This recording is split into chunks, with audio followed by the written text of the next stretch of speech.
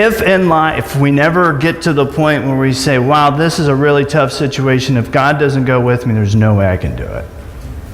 If there's a great example of this, it has to be Moses himself. Only by God dwelling with us shall we even go. Exodus 19.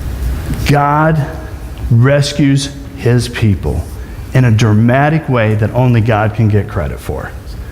So you got all these people standing around it after an Exodus story where God has shown up in an incredibly powerful way around a mountain that's shaking in its boots. There's lightning, there's fire, and there's all this going on. And God says, don't you even touch this mountain. Don't you even get close to it because you could die. Now, Exodus 25. This is what's incredibly important. When God says, I want to live with you, we've said for 2 weeks now, it's a big deal. Make me a sanctuary so I can dwell with you. Imagine the question, God, if you're not going, what am I to do? That's where we find ourselves this morning. Moses literally has a place to go. And Moses is going to the tent of meeting. Why do you think everybody's at attention? The times had been pretty tough. They just buried 3,000 people. Oh, Moses is going to go talk to God again. And they come to attention at their door, and it's part of their worship.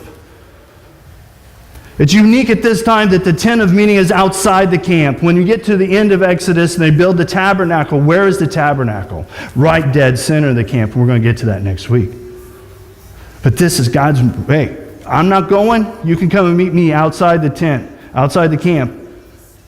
And so he's illustrating amazing grace that even you can come and see me, Moses. Dwelling with God puts sin in its proper place. And then God shows up.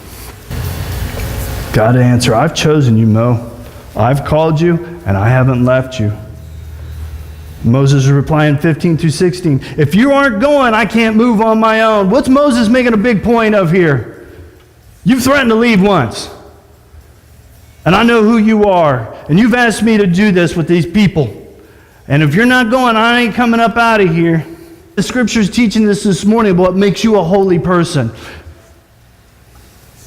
The presence of God. God dwelling with you. Moses has seen everything that has happened in Exodus. He was a first-hand participant with all this. All the miracles, all the plagues, all the splitting of the sea. Why is he asking now to see God's glory? God, let me get a glimpse of you, really.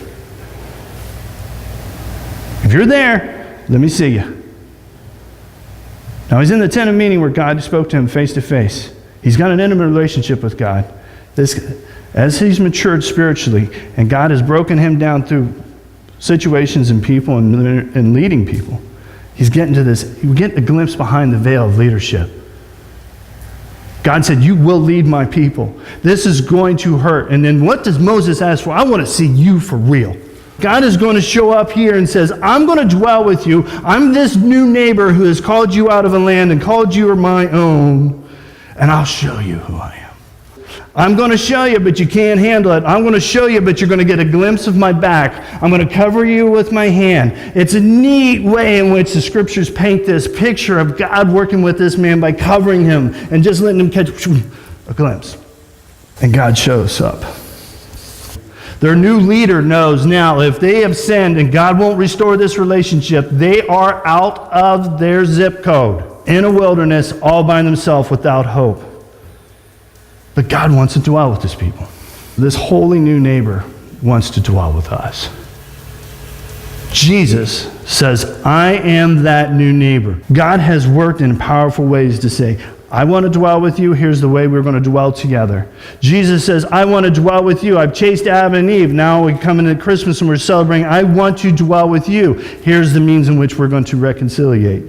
This new neighbor has gone through incredible lengths to meet you and I, and is it something we're willing to talk about this week? Only by God dwelling with us shall we go.